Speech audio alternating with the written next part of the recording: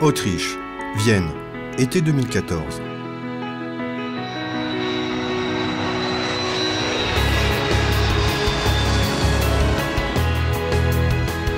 De l'aéroport, elle se rend directement à l'hôpital, où son mari est actuellement soigné. Et voilà, les retrouvailles tant attendues. Comment te sens-tu? Pour eux, c'est une opportunité rare, simplement être ensemble. Écoute, je sais bien que tu souffres, mais penses-tu seulement un peu à moi? Si je ne gardais pas espoir, je n'essaierais même pas. Pardonne-moi, mais je crois qu'ensemble, nous pouvons y arriver.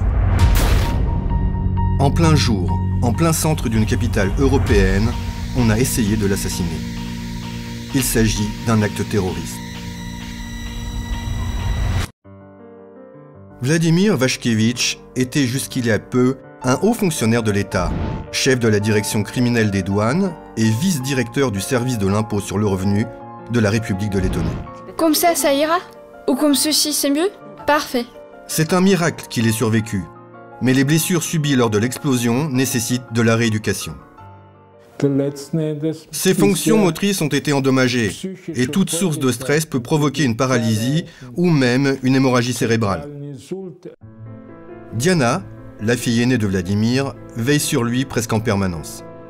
Je passe le plus clair de mon temps, presque la totalité en fait, avec mon père. Quand on y pense, c'est vraiment terrifiant. Terrifiant. Car pour de nombreuses personnes influentes et puissantes appartenant au monde politique et à la sphère criminelle, son père représente une réelle menace, simplement parce qu'il est encore en vie et en sait beaucoup trop. À qui aurait profité mon assassinat? Désormais, je n'ai plus aucun doute. Je savais que j'étais devenu l'enjeu d'un marchandage politique. Vladimir Vashkevitch décide de dévoiler pour la première fois qui se trouve derrière la tentative d'assassinat que le Premier ministre a qualifié d'attentat contre l'État. Mon assassinat était favorable aux membres du CNAB et des services spéciaux dont les criminels avaient essayé d'extorquer de l'argent à ma femme. Cette confession a des airs de véritable scandale politique, car le CNAV n'est autre que le bureau letton de prévention et de lutte contre la corruption, fondé sur le modèle du légendaire comité anticorruption de Hong Kong et sur lequel de nombreux pays de l'Union européenne se sont alignés ces 10 dernières années. Ils ont exécuté un ordre politique que les membres du parti Unité leur avaient donné. Les politiciens du parti Unité pour lesquels je représentais une épine dans le pied et un danger. Ces mots sont pour le moins choquants, car Unité n'est pas seulement un parti letton, c'est aussi la plus importante force politique du pays.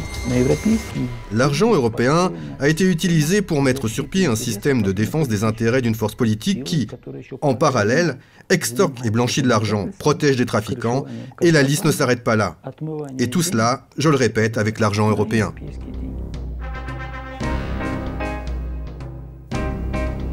Et évidemment, se pose la question de savoir qu'est-ce qui se cache réellement derrière cette façade de jeune démocratie dans cette petite et apparemment si tranquille et paisible République balte.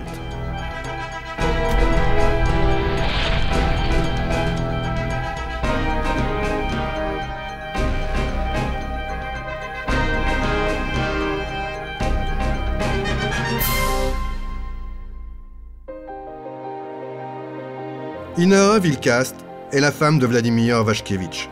J'ai connu Vladimir à l'école. Il avait un an de plus que moi.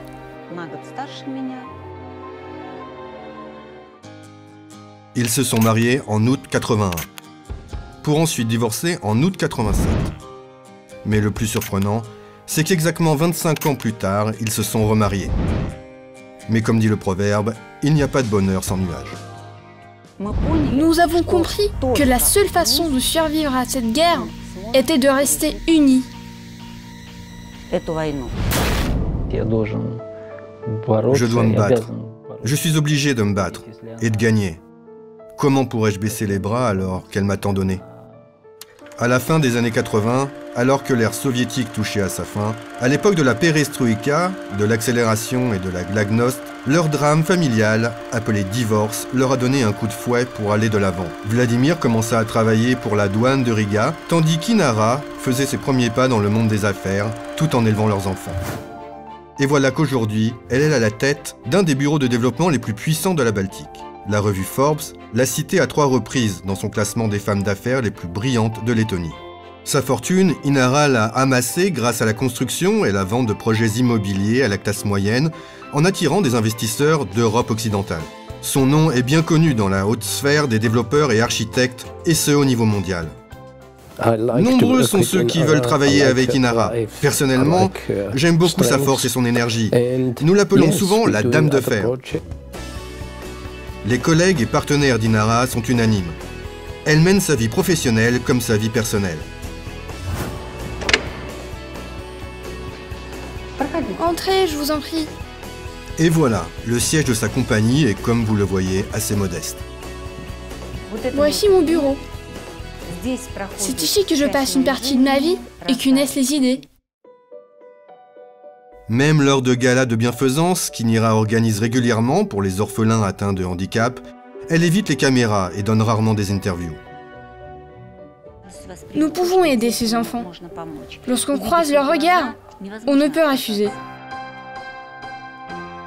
C'est pourquoi ce fut un vrai coup de chance pour la presse People d'être parvenue à la photographier avec l'ex-président des États-Unis Bill Clinton lors d'une conférence sur le dialogue global. Mais aujourd'hui, chez elle, la joie a fait place à la tristesse.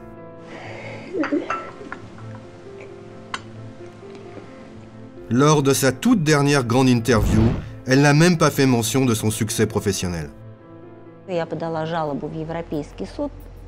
J'ai déposé plainte devant la Cour européenne des droits de l'homme pour harcèlement, mis sur écoute permanente, immixtion dans ma vie privée.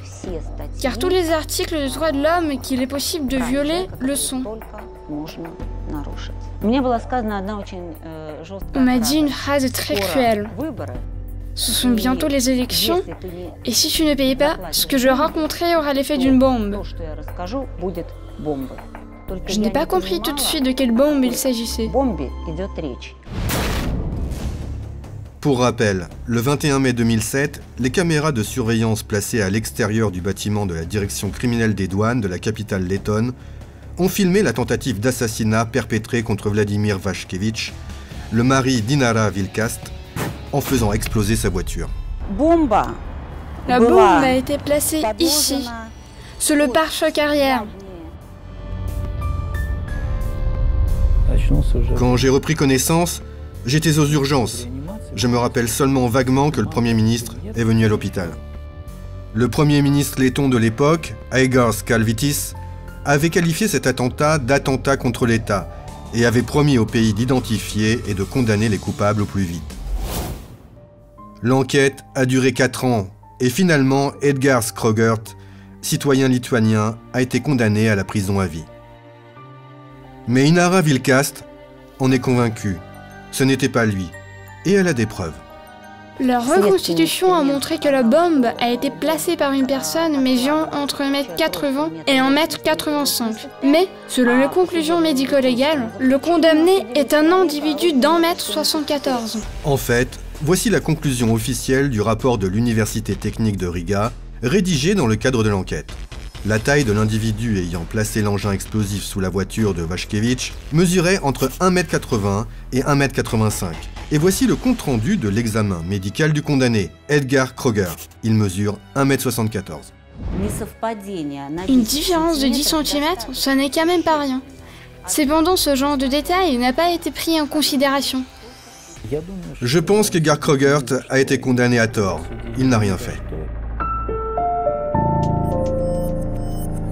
Ce soir, Inara nous emmène à l'endroit exact de la terrible tragédie. Riga, rue de l'Export, l'entrée principale de la direction criminelle des douanes. Des membres du bureau anticorruption et des détectives suivaient Vladimir et avaient mis son téléphone sur écoute. Mais cela n'a pas empêché l'explosion d'avoir lieu. De nouveau, une version des faits qui semble complètement abasourdissante et difficile à croire est avancée. Les services de renseignement savaient qu'une explosion, qu'un attentat se préparait.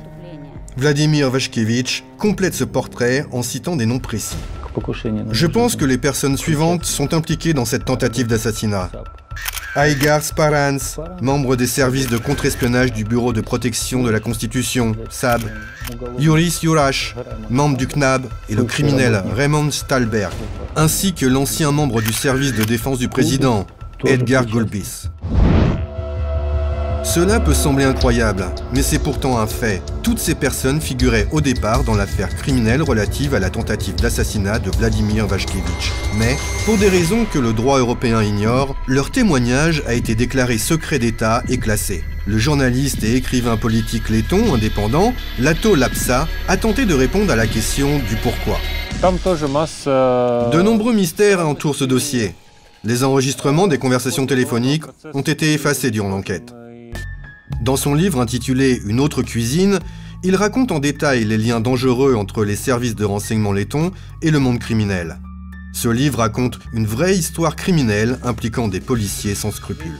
Ces personnes s'intéressaient de près aux explosifs et à leurs aspects techniques. Gulbis était même un expert en explosifs et était lié à Stalberg. Si vous voulez mon avis, je pense que ces individus sont bien plus impliqués dans l'attentat que les boucs émissaires qui ont été arrêtés. D'un autre côté, mon élimination, mon assassinat, permettait à ces mêmes membres du CNAB et des services spéciaux de couvrir sans problème leurs activités de contrebande et de blanchiment d'argent, et c'est d'ailleurs ce qui s'est passé. Mais commençons par le commencement. En 2001, la réforme de la douane lettonne débute. Ma tâche consistait à créer une direction criminelle pour la douane, en d'autres mots, une police douanière. À cette même époque, a lieu le premier assassinat commandité de l'histoire lettonne moderne. Les assassins éliminent Vyacheslav Listov, un collègue et allié de Vladimir Vashkevitch. Il occupait le poste de directeur de la section régionale du service d'impôt sur le revenu de Langal. J'ai discuté avec lui avant l'attentat. Il m'a raconté qu'il avait découvert quelque chose qui ressemblait fortement à un trafic. Il s'agissait d'un trafic d'héroïne qui durait depuis de nombreuses années et que, selon toute vraisemblance, Vyacheslav Listov venait de mettre à jour. Après son assassinat, j'ai compris qu'il fallait que je sois prudent. Il s'agissait d'une histoire obscure dans laquelle étaient impliqués les services spéciaux. C'est comme ça que j'ai compris que même nos hommes pouvaient compter des traîtres.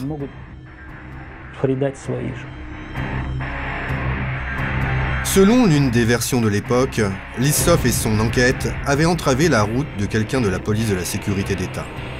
La lutte contre la contrebande, jusqu'à la création de la direction criminelle de la douane, relevait de la compétence de la police de la sécurité d'État. Et c'est ici que Vladimir Vashkevitch attire notre attention sur un détail très important qui, semble-t-il, a joué un rôle décisif dans son destin.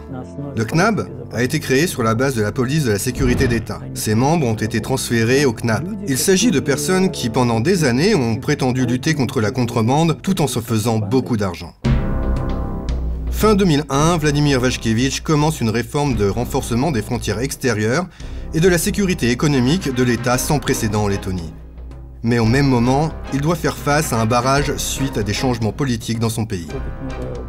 Un nouveau pouvoir a été mis en place et celui-ci a balayé les personnes nommées par l'ancien.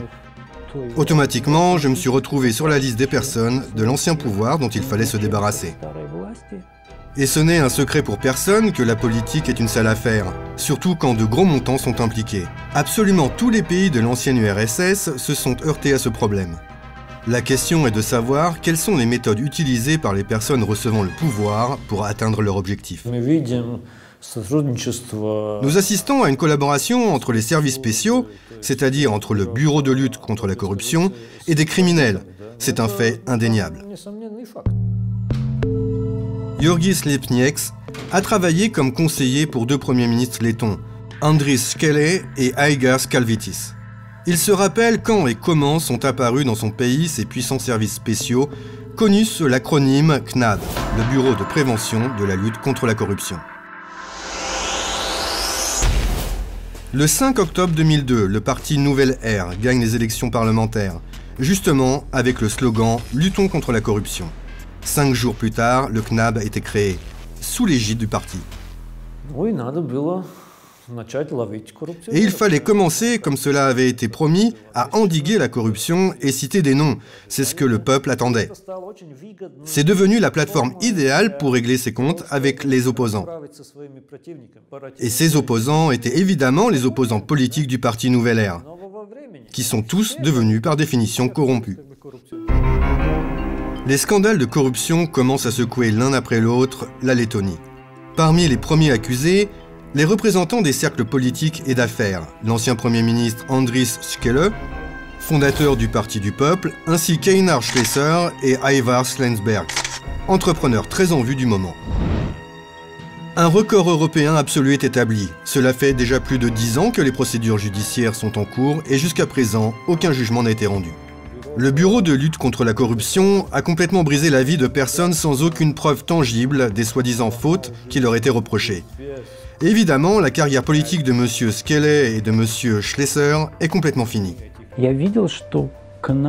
J'ai vu le CNAB intentionnellement anéantir les opposants politiques du parti Nouvelle Ère, désormais connu sous le nom d'Unité. Ce lynchage politique ne concernait pas Vladimir Vashkevitch à l'époque, mais visiblement, simplement parce que son travail de renforcement de la sécurité des frontières douanières était absolument nécessaire au nouveau pouvoir dans le cadre de l'accélération de son intégration à l'Union européenne.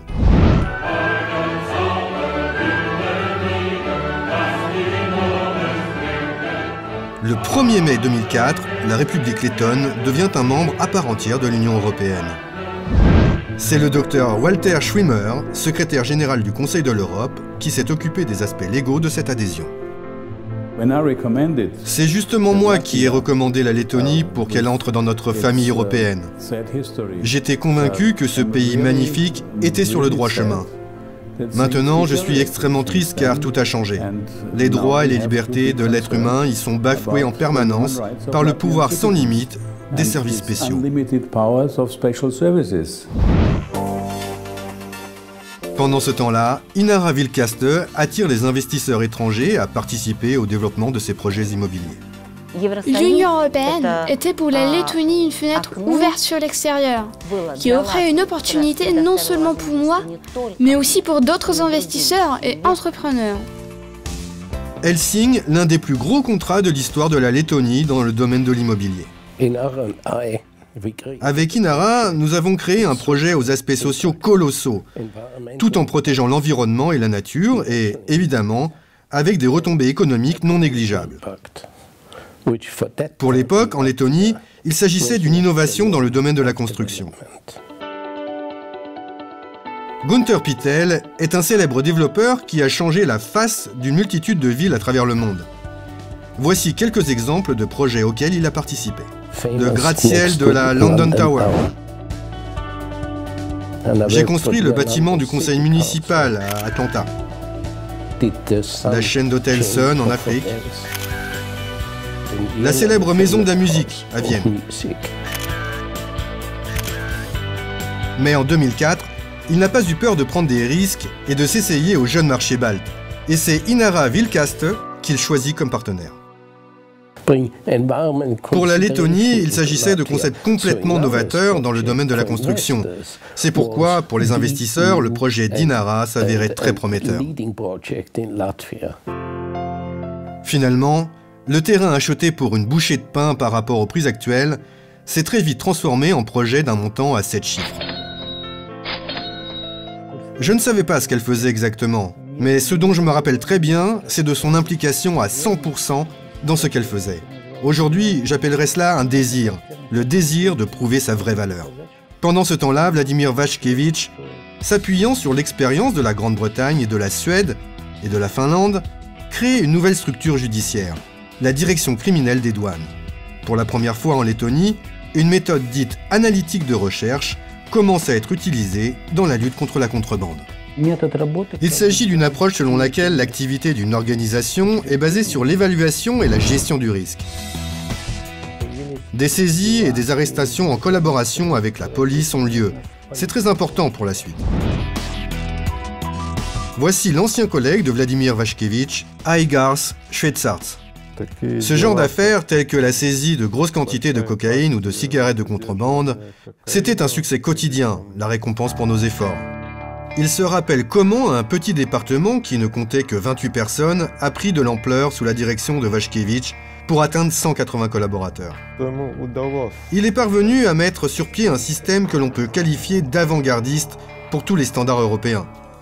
Le 12 mai 2006, leur équipe saisit une quantité record de cigarettes de contrebande dans l'histoire du pays. Le 15 mai, un véhicule rempli de bouteilles de gaz explose devant le portail de la maison d'Inara Vilkastă. Ici, tout a brûlé complètement. Après une autre explosion a suivi. Je ne savais pas si c'était le jour ou la nuit. À ce moment-là, j'ai vraiment cru que c'était le début d'une guerre. Je me souviens encore du bruit de l'explosion, c'est difficile à oublier. Le même jour, des inconnus tentent de kidnapper Olga, la fille cadette d'Inara Vilkastă. Je me souviens de l'appel d'Inara. Elle pleurait. Elle m'a dit « Sais-tu que l'on a essayé de kidnapper ta fille ?» En outre, exactement une semaine plus tard, Aigars Parents, membre des services du contre-espionnage du SAB, des services spéciaux secrets lettons, convoque Waszkiewicz et lui laisse entendre clairement lors de leur rencontre que ses problèmes peuvent cesser. Il lui suffit de payer. Sparans, un membre du SAB, m'a proposé de payer une certaine somme pour être laissé tranquille. Vladimir a d'abord pris cela comme une blague, ne parvenant pas à croire Sparans, un haut fonctionnaire capable de menaces et de chantage. Mais en juin de la même année, Waszkiewicz survit à la première tentative d'assassinat. Des criminels masqués déversent de l'essence sur sa voiture et y mettent le feu. La rencontre avec Sparans a eu lieu fin mai et le 28 juin, ma voiture est incendiée. Il s'agit probablement d'une simple coïncidence si au même moment le service dirigé par Vladimir Waszkiewicz, la direction de la police financière, met à jour des affaires de corruption là où justement il ne devait pas y en avoir par définition, au sein du CNAB, le bureau de lutte contre la corruption. J'ai découvert que les membres du CNAB volaient littéralement l'argent de l'État, l'argent qui était destiné aux opérations. La Lettonie est sous le choc. Le rapport de Waszkiewicz est entendu par le Premier ministre en personne, Aigars Kalvitis. Lors de ma rencontre avec le Premier ministre, j'ai estimé qu'il était de mon devoir de le prévenir. Par un étrange concours de circonstances, à l'époque de ces événements, Inara Vilkastă reçoit des menaces de son employé, Raymond Stalberg. Stalberg a essayé de m'extorquer une énorme somme d'argent, sans précédent pour la Lettonie. 7,5 millions d'euros. Voici un enregistrement audio unique faisant partie des pièces du dossier judiciaire durant lequel Stalberg reconnaît ouvertement son crime. Bonjour, nous sommes le 25 septembre 2006. Une amie d'Inara m'a appelé et a demandé à me rencontrer. Je n'ai pas d'autorisation du procureur ou du juge pour enregistrer la conversation. Donc je ne vais pas utiliser d'enregistreur. Elle a très peur de mon père. Uldis, c'est mon père. Je lui ai dit, Inara, même si je ne suis pas encore adressé à lui, peux-tu remercier le ciel car, en toute honnêteté, tu ne vas pas comprendre ce qui t'arrive. Je vais faire tout ce que je peux pour lui bloquer l'accès aux plus hauts échelons du pouvoir. C'est juste une question de 3 millions. C'est une grosse somme, elle va les perdre. Le projet Russova sera bientôt fini. Les 3 millions sont à moi. Je n'ai vraiment pas envie d'employer la force. Tôt ou tard, mes propos t'exploseront à la figure. Et la carrière de Vladimir, elle est déjà finie. Il va être éliminé. Je ne reculerai pas. Je n'aurai plus jamais l'occasion de me faire autant d'argent. Elle m'a dit, Vladimir, aide-moi, que dois-je faire? En tant que membre du système judiciaire, je lui ai dit d'aller à la police. On ne négocie pas avec les terroristes. En novembre 2006, il est arrêté. Et il s'avère qu'il avait déjà été condamné par le passé pour des faits similaires. Mais voici un détail intéressant du procès verbal de l'interrogatoire. Raymond Stalberg insiste pour que la direction du CNAB soit informée de son arrestation. Dans le procès verbal de son arrestation, c'est tout de même très étrange. Généralement, les gens veulent contacter leur avocat, informer leur famille. Je ne comprends pas le lien entre la direction du CNAB et l'arrestation d'un criminel. Cela signifie qu'il devait d'une manière ou d'une autre le faire sortir de là et le protéger. Et c'est exactement ce qui s'est passé. Finalement, dans l'affaire de l'extorsion des millions d'Inara Vilkastă, il a été condamné à 7 ans et 6 mois avec confiscation de ses biens. Mais à nouveau, pour des raisons indignes d'un état de droit, il a été, alors qu'il était encore au tribunal, remis en liberté. Du reste, selon les informations de sources connues, le père de Stallberg, Uldis Stallberg, possède une agence de détective et de sécurité privée où, selon les pièces du dossier judiciaire, travaillaient des représentants de la sphère criminelle qui avaient participé à l'incendie de la voiture de Vladimir Vashkevitch. En outre, de nombreux politiciens avaient recours aux services de cette agence et même les services spéciaux. Vraisemblablement, il avait conclu un accord avec les services spéciaux qui s'intéressaient à Vashkevitch. À mon avis, le but de tout ça était d'atteindre Vashkevitch. Et je n'étais qu'un instrument pour parvenir à l'anéantir. Dans les rangs du Parti Nouvelle Ère, l'idée basée sur des rumeurs et des mythes urbains circulait que M. Vashkevitch était un important sponsor financier du Parti du Peuple, alors que ce n'était pas le cas. En avril 2007, le CNAB mène une première perquisition chez Inara Vilkaste, où, suite à de nombreuses menaces et attentats, vit Vladimir Vashkevitch. Des gens vêtus de noir ont fait peur à Nina, la femme de ménage. Ma tension est montée à 20. Ils ont mis la maison sans dessus-dessous. Ils ont jeté toutes ces boîtes à terre. Mais n'ont rien trouvé. Je ne comprends même pas ce qu'ils cherchaient. Je leur ai tout fourni, tout montré. Des accusations officielles contre lui disaient « Vashkevitch conserve trop de chaussures de sport chez lui ». Le coup des chaussures, en voilà une bonne approche pour me noircir. Que puis-je rétorquer à cela? Le plus étonnant est que le prétexte pour engager la procédure de cette affaire de chaussures contre Vashkevitch a été une déclaration de Raymond Stallberg, le même Raymond Stallberg qui avait essayé d'extorquer des millions à Inara Vilkaste. Après cette perquisition, j'ai compris que c'était le CNAB qui en avait après moi. Et moins d'un mois plus tard, mais il s'agit peut-être à nouveau d'une simple coïncidence, une autre explosion a lieu en face de la direction criminelle des douanes, au centre même de la capitale lettonne. La voiture de Vladimir Vashkevitch explose. Mais ce n'est pas tout. Tandis qu'ils tentent d'assassiner Vladimir, qu'ils font exploser sa voiture, ils font également tout pour le discréditer publiquement dans la presse. Une campagne de diffamation à grande échelle est mise en œuvre contre Inara et son mari. C'était un vrai lynchage, une exécution publique, une crucifixion, un dénigrement complet. Ils espéraient que je parte, car les gens sur lesquels ils avaient fait pression avant moi avaient tout abandonné et étaient partis, pas moi. La journaliste Gaïta Matissone était à l'époque rédactrice d'un des journaux les plus populaires de Lettonie. Ont-ils fait exploser Vashkevitch pour extorquer des millions à Vilkaste? C'est un exemple d'article de l'époque. Lorsqu'a commencé une vraie guerre de l'information et que les médias lettons ont été envahis en permanence par des informations soi-disant compromettantes, elle a quitté sa profession. C'est une violation grave des droits de l'homme lorsque des informations obtenues par les services spéciaux dans l'exercice de leurs fonctions sont rendues publiques et apparaissent dans la presse. Entre 2007 et 2012, la presse lettonne a, à elle seule, publié environ 3000 articles de ce type sur la famille de Vladimir Vashkevitch. Ils s'en sont pris à Inara, ils ont commencé à fabriquer des preuves contre elle. Une première fois, puis une deuxième, une troisième, une quatrième. À cette même période, Inara Vilkaste est accusée dans plus de 150 dossiers pénaux et civils. L'une des accusations les plus absurdes était celle d'avoir volé un téléphone. Pourquoi volerais-je un téléphone? Je ne suis pas kleptomane et j'ai mes propres téléphones. Pour moi, ce n'est pas seulement absurde, c'est complètement ridicule. Ces 150 procès pénaux et civils sont comme le procès de Kafka. Des tribunaux, des enquêtes, des auditions. Ils ont été trop loin et je vois que désormais, ils ne s'arrêteront plus. Ils accusent même Nina Mikhailova, la femme de ménage d'Inara Vilkaste, une survivante de la Deuxième Guerre mondiale. Vous comprenez la sentence? Oui. Lorsque les membres du CNAB sont venus pour effectuer une seconde perquisition, elle a eu trop peur d'ouvrir la porte. Elle a cru qu'il s'agissait de voleurs. J'imagine que pour le CNAB, je représente une dangereuse criminelle. L'ouverture d'une telle quantité de procès pénaux leur donne le droit non seulement de me mettre moi sur écoute, mais également mes enfants, ma famille et mon entourage.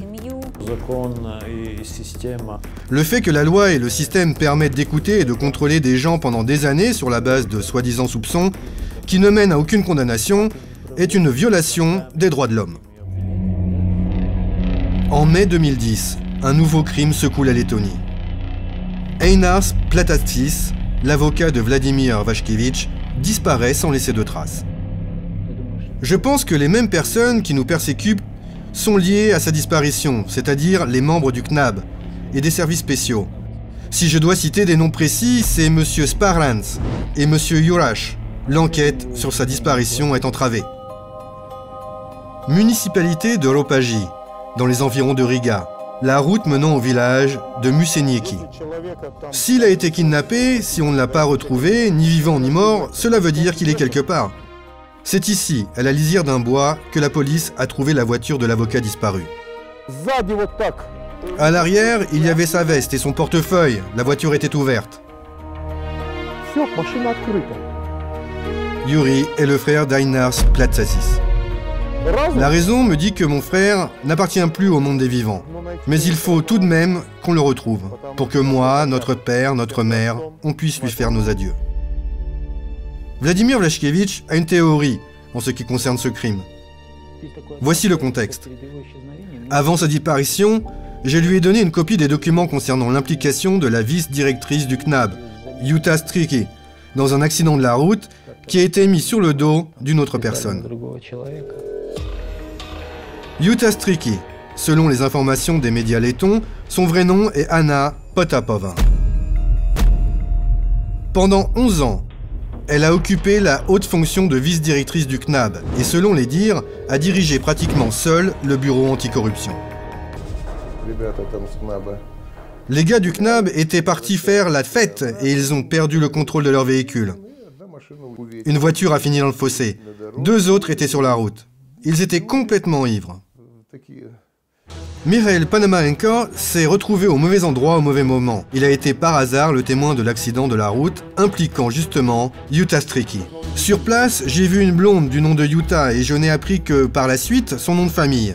À ce moment, je la connaissais seulement en tant que Yuta. Je savais qu'elle travaillait au CNAB. Cette rencontre sur le bord de la route a coûté à Mikhail sa vie entière. Ils ont littéralement ruiné ma vie. Je suis devenu un clochard. Je n'ai plus d'appartement, ni de travail, ni de santé. Les membres du CNAB ont d'abord essayé de l'intimider. Ils m'ont menacé, ils m'ont dit que mes enfants allaient avoir des problèmes. Je leur ai demandé « Qu'est-ce que mes enfants ont à voir avec ceci? N'avez-vous pas honte ?» Ensuite, ils l'ont arrêté et mis en prison. Mikhail a été accusé d'avoir fait pression sur des organes d'instruction. Ils m'ont dit clairement « C'est bon, mon ami, tu veux aller en tôle, tu vas y aller. On va trouver une raison pour t'y envoyer. » Finalement, Mikhail a perdu la santé, son business et sa réputation, tout simplement parce qu'il s'est retrouvé par hasard sur le chemin de la dangereuse blonde. Je pense que Yuta Striki est sans aucun doute derrière tout ça. Elle a commencé à monter rapidement les échelons en 2002, au moment de l'arrivée au pouvoir du parti Nouvelle Ère. Mais Yuta Striki avait fait ses débuts dans la police de la sécurité d'État, justement au sein du service souvent accusé à la fin des années 90 de couvrir des activités de trafic et de blanchiment d'argent. Le CNAB a été formé sur la base de la police de la sécurité d'État. Ses membres ont été transférés au CNAB. Platsasis, l'avocat disparu, n'a jamais eu peur de critiquer Striki. Il a été le premier à déclarer publiquement que le CNAB utilisait pour ouvrir des procès pénaux une méthode d'obtention d'informations interdites à travers le monde civilisé, méthode connue sous le nom de Phishing Expedition. C'est un moyen pour un gouvernement de poursuivre quelqu'un en utilisant des moyens soi-disant légaux. Aujourd'hui, c'est Elena Kwiatkowska, avocate, qui s'occupe des questions juridiques de la famille de Vladimir Vashkevitch. Grâce à elle, la Cour européenne des droits de l'homme a été informée des méthodes d'intimidation des services spéciaux lettons. Tous les mécanismes autorisés par l'État sont utilisés pour persécuter une famille en particulier. C'est notamment le cas des écoutes, des filatures qui durent depuis des années, ainsi que de toute action généralement connue sous le terme de Phishing Expedition. La chronique des événements des dernières années a des airs de thriller politico-criminel à sensation. En 2010, le parti Nouvelle Ère change de nom pour devenir Unité et gagne les élections parlementaires. Comme l'histoire est un éternel recommencement, les services spéciaux lettons ont décidé d'entreprendre une opération radicale pour arrêter et emprisonner Vladimir Vashkevitch. J'ai immédiatement demandé mon avocat. On m'a ignoré, on m'a ensuite fourré dans un bus où on a commencé à me frapper. À la tête, aux jambes, dans le ventre, au cou. Selon l'enquête, M. Vashkevich a offert un pot de vin à son employé, Talis Kravalis. Je connais Talis Kravalis depuis 1988, depuis l'époque de la douane soviétique. C'est mon collègue, quelqu'un en qui j'avais confiance, une personne dont je me suis toujours porté garant. Mais pour quelle raison un fonctionnaire soudoierait-il un autre fonctionnaire qui en outre lui est inférieur hiérarchiquement? Il n'y a aucun lien entre le fait que j'ai soi-disant donné un pot de vin et ce que j'aurais reçu en retour. Cette accusation ne tient absolument pas la route. Par contre, Talis Kravalis a manifestement reçu ce que lui voulait. Peu de temps après, il a reçu le titre de général et le poste de Vashkevich. Aujourd'hui, il apparaît clairement que l'employé des douanes Talis Kravalis avait tout simplement été recruté par le CNAB. Mais la vraie raison de son arrestation, Vladimir la comprend lorsqu'il commence à l'interroger. Ils ont essayé d'obtenir de moi que je témoigne contre Andrei Shkele, qui était sur leur liste noire depuis 2002. Andrei Shkele, fondateur du Parti du Peuple, a occupé à 2 reprises le poste de Premier ministre du pays. D'après les sondages, il est encore aujourd'hui très respecté. C'est sans doute pour cette raison qu'il est en première position sur la liste noire du CNAB et du Parti Unité. Les intimidations, les menaces, les douleurs physiques, j'avais l'impression de vivre un vrai cauchemar. Vladimir Vashkevich a refusé de ternir la réputation de l'ancien Premier ministre et a dès lors passé plusieurs mois en prison. Il a finalement été relâché et s'est rendu avec l'autorisation du tribunal en Autriche, où Diana, sa fille aînée, vivait à l'époque. Mais le week-end en famille tourne vite au drame. Vladimir perd conscience et est hospitalisé d'urgence. On a dû m'opérer du dos en raison des séquelles de mon séjour en prison. Je veux parler des coups et de la torture. C'est le docteur David Wysoki qui s'est chargé des examens médicaux sur Vashkevich en Autriche. Il a beaucoup de force, mais j'ai été surpris qu'il puisse marcher, car n'importe quelle autre personne ayant subi des traumatismes similaires serait clouée au lit ou dans une chaise roulante. Le professeur Wysoki a confirmé le fait qu'en XXIe siècle, dans un pays européen, des méthodes moyenâgeuses, et plus précisément la torture, sont employées pour obtenir des aveux. Il a été battu de façon régulière. Je peux confirmer qu'il a été frappé au dos et au genou, ce qui a engendré la formation d'hématomes mortellement dangereux. Les patients ayant subi de lourds traumatismes, tels que M. Vashkevich, ne peuvent se remettre que dans un bon centre de rééducation, loin du stress et des dangers. La nouvelle qu'un fonctionnaire d'un pays membre de l'Union européenne a été torturé s'est rapidement répandue dans la capitale autrichienne. La Lettonie a immédiatement exigé l'extradition de Vashkevich. Moi-même, mon mari et toute notre famille sommes absolument convaincus que si l'Autriche l'extrade, il sera physiquement anéanti et qu'il sera assassiné. Mais de célèbres juristes et activistes des droits de l'homme ont pris sa défense. Cette situation n'a rien à voir avec les lois européennes des droits de l'homme. Je ne pensais pas qu'une telle chose était possible en Europe.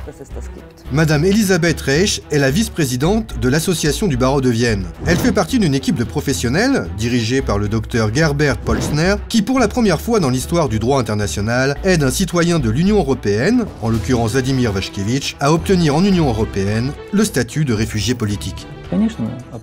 Évidemment, j'ai peur, et pour ma famille, et pour ma vie. Cela fait déjà longtemps que je vis avec ce sentiment.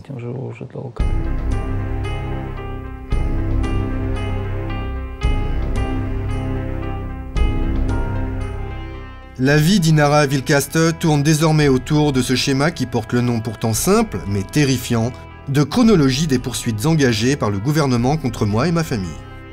J'espère sincèrement que la communauté européenne et que la Cour européenne verront, entendront mon histoire et qu'une décision juridique sera prise en vue de faire cesser de flots de terreur et de procédures pénales sans fin. En 2012, l'ex-secrétaire général du Conseil de l'Europe, le docteur Walter Schwimmer, a pris sa défense. C'est incroyable, mais on assiste à une violation permanente des droits de l'homme. Cela ressemble à une conspiration de criminels, de politiciens, d'agents des services spéciaux qui, en Lettonie, ne sont contrôlés par personne.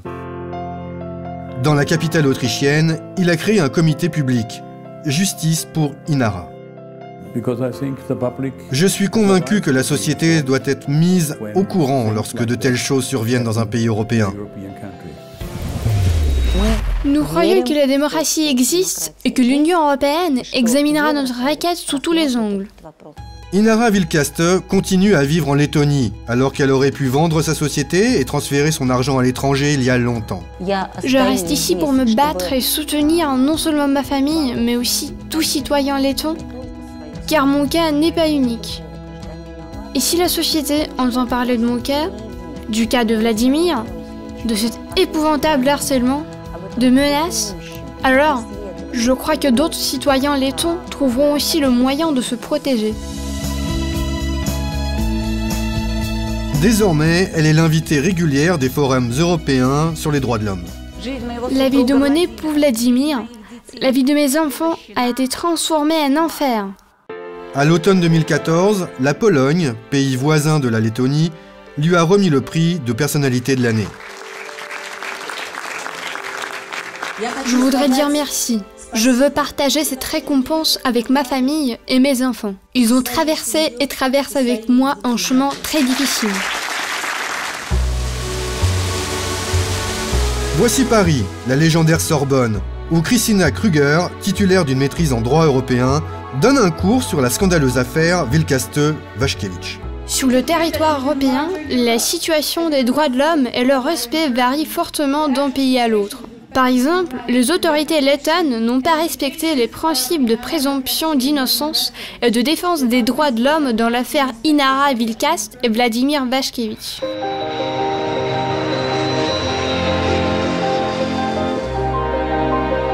Même pour aller rendre visite une fois par mois à Vladimir dans un hôpital autrichien, Inara doit demander une autorisation de sortie au tribunal letton, comme si elle ne vivait pas en Union européenne, mais soviétique. Notre seule chance est de rendre notre histoire publique. En 10-12 ans, la Lettonie a construit, en utilisant l'argent européen, un système criminel obscur. Les gens ignorent qui en réalité dirige le pays et qui peut se débarrasser de quiconque entraverait leur chemin. À la fin de l'interview, Vladimir Vashkevich avoue que malgré tout cela, il souhaite plus que tout rentrer chez lui en Lettonie pour se sentir à nouveau vivant, respirer l'odeur de la brise balte, se promener dans les vieilles ruelles de Riga et évidemment retourner au travail. Qui sait, son expérience colossale dans le renforcement de la sécurité des frontières extérieures de l'Union européenne pourrait s'avérer utile dans le contexte géopolitique particulièrement tendu que connaît actuellement le continent.